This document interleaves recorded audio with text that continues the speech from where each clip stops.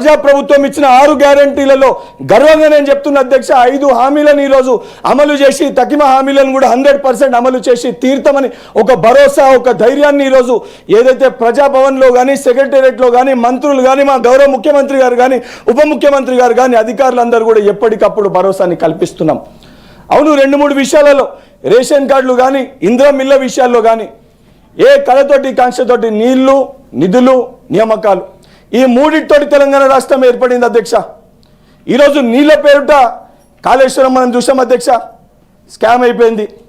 నిధులు ఏదైతే సంబంధించి తెలంగాణ రాష్ట్రం అప్పులలో ఊరుకపోయి 7 లక్షల పైన తెలంగాణ రాష్ట్రం అప్పులలో ఉంది అధ్యక్ష. నియామకాల సంగతి మాట్లాడుకుంటే గత 10 ఏళ్లలో పేపర్ లీకులు తప్ప ఏ నియామకాలు జరిగినో జరగలేదో తెలంగాణ ప్రజలందరూ గమనించే ఈరోజు ఈ రకమైన తీర్పు ఇచ్చారు అధ్యక్ష. ఈరోజు చాలా స్పష్టంగా ఏదైతే సంబంధించి అటు భారతీయ జనతా పార్టీ కానీ బీఆర్ఎస్ పార్టీ కానీ తెలంగాణ రాష్ట్రం ఏర్పడింది అధ్యక్ష. ఈరోజు రాష్ట్ర అభివృద్ధి కోసం మనం మాట్లాడాలి. అస్తిత్వాల గురించి మాట్లాడితే మేము కూడా విమర్శించాలి వస్తుంది అధ్యక్ష. ఈరోజు టీఆర్ఎస్ పార్టీ తెలంగాణ రాష్ట్ర సమితి అని తెలంగాణ పేరుని పెట్టుకొని అధికారంలోకి వచ్చారు. ఈరోజు సరే వారి రాజకీయ ప్రయోజనాల కోసం దాన్ని బీఆర్ఎస్గా మార్చారు. నాకు కూడా అనిపిస్తుంది అరే తెలంగాణ పేరు పెట్టుకొని వచ్చి ఈరోజు తెలంగాణ పదాన్ని తీసేసిరని అనిపిస్తుంది. సరే అది వారి వ్యక్తిగతం వారి పార్టీ ఉద్దేశం. ఎందుకంటే ఈరోజు నేను ఇంతకుముందే చూసిన ఏదైతే గౌరవించి మనం తెలంగాణ గానాన్ని పెట్టుకుంటే ఆ పాట ఎవరు వాడిరు అని మాట్లాడుతారు. ఏదైతే సంబంధించి వాస్తవానికి వారు చెయ్యలేనిది ఈరోజు కాంగ్రెస్ పార్టీ చేసిందనే దాన్ని మనం గొప్పగా గర్వంగా చెప్పుకోవాలి.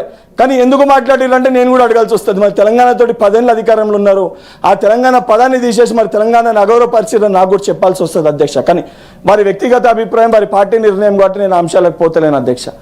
దానితో పాటు ఈరోజు చాలా స్పష్టంగా 12 ఏదైతే 11 ఏళ్ళ పైచీలకు భారతీయ జనతా పార్టీ పరిపాలన కానీ 14 నెలల ప్రజాప్రభుత్వ పరిపాలన కానీ మేమిచ్చిన ప్రతి హామీని కూడా ఏదన్నా ఎవరికి కూడా ఇబ్బంది కలగకూడదు, గ్రామ స్థాయిలో ఎవరికి కూడా మిస్ అవ్వద్దని చెప్పని అవును 3-4 సార్లు మేము పెట్టినాము.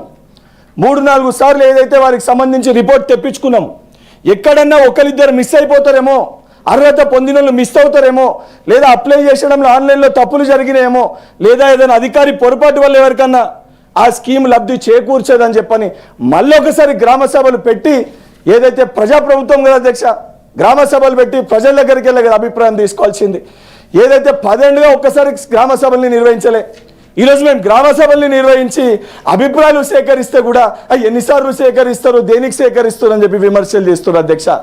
ఇటువంటి విమర్శలు అనేటివి సరికాదు అధ్యక్ష.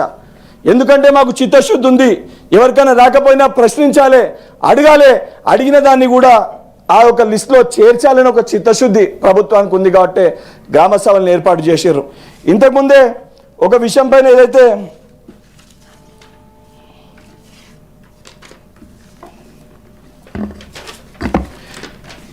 నిజామాబాద్ సభ్యురాలు కవితక్క గారు మాట్లాడుతూ దాశరథి శత జయంతి ఉత్సవాలను జరుపుతలేరు అని చెప్పి వారు మాట్లాడారు అధ్యక్ష. అంటే నాకు తెలుసుకోవడం నేను జస్ట్ చెప్తున్నాను అధ్యక్ష. ఎందుకంటే దాశరథి శత జయంతి తెలంగాణ సాహిత్య అకాడమీ గత 6 నెలలుగా ప్రతి వారం నిర్వహిస్తుంది అధ్యక్ష. ఇప్పటికీ 18 ఆన్లైన్ ఏదైతే ఉపన్యాసాల పరంపర నడిపిస్తుంది.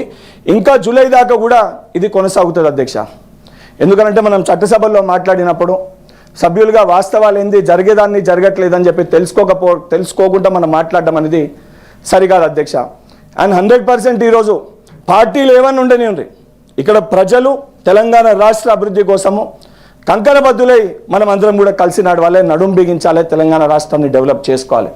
కానీ అవన్నిటినీ పక్కన పెట్టి కేవలము రాజకీయ పరంగా విమర్శలు చేస్తాము, రాజకీయ పరంగానే మేము మాట్లాడతాము అంటే అది సరికాదు. ఈరోజు రాష్ట్రంలో కాంగ్రెస్ పార్టీకి అధికారం ఇచ్చినట్టే కేంద్రంలో కూడా భారతీయ జనతా పార్టీకి ప్రజల అధికారం కట్టబెట్టారు.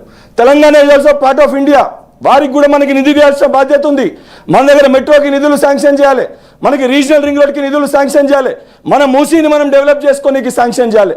దానికి భారతీయ జనతా పార్టీ సోదరులు కూడా కాంగ్రెస్ పార్టీతో వచ్చి ఏదైతే సంబంధించి నరేంద్ర మోడీ గారి దగ్గర మాట్లాడి నిధులు తీసుకొని వచ్చి మన రాష్ట్ర అభివృద్ధిలో మనం అందరం కూడా కంకణబద్దులై మనమంతా ఒకటే రాష్ట్ర అభివృద్ధి మన ప్రథమ లక్ష్యం అనే విధంగా ప్రవర్తించాలే తప్ప మేము ఆహ్వానించినా కూడా రాకుండా కేవలము సెక్రటేరియట్కి రండి మాట్లాడదాము అంశాలపైన చర్చిద్దామంటే కూడా దాన్ని కూడా రాజకీయ పరంగానే ఏదైతే విమర్శలు అనుకొని చేస్తే కరెక్ట్ కాదు అధ్యక్ష.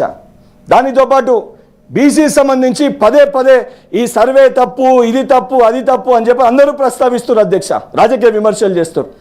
ఈరోజు కాంగ్రెస్ పార్టీ చిత్తశుద్ధి ఉంది కాబట్టే ఈరోజు బీసీ కులగణన కేవలము ఒక వ్యక్తో, ఇద్దరు వ్యక్తులో, నేనో లేదా సంబంధించి మంత్రులు, ముఖ్యమంత్రి గారు చేసింది కాదు అధ్యక్ష. తెలంగాణలో ఉన్న ప్రభుత్వ ఉద్యోగాలు క్లస్టర్స్గా డివైడ్ చేసి ఎన్యూమరేటర్స్ని ఏర్పాటు చేసి కలెక్టర్ స్థాయికి వెళ్ళి మొదలు పెడితే కింద క్షేత్రస్థాయిలో ఉన్న టీచర్ వరకు అందరు కూడా దీంట్లో కంకణబద్దులై చిత్తశుద్ధితోటి పనిచేసి ఒక డేటాని క్రోడీకరించి ఆ డేటాని తీసుకొని వచ్చి దాన్ని ప్రాపర్గా ఒకటికి 10 సార్లు వెరిఫై చేసి దాన్ని ఈరోజు బయట పెట్టడం జరిగింది అధ్యక్ష. ఎందుకంటే కాంగ్రెస్ పార్టీకి ఆ చిత్తశుద్ధి ఉంది. ఎందుకంటే first mandal commission 27% reservation was done by Indira Gandhi.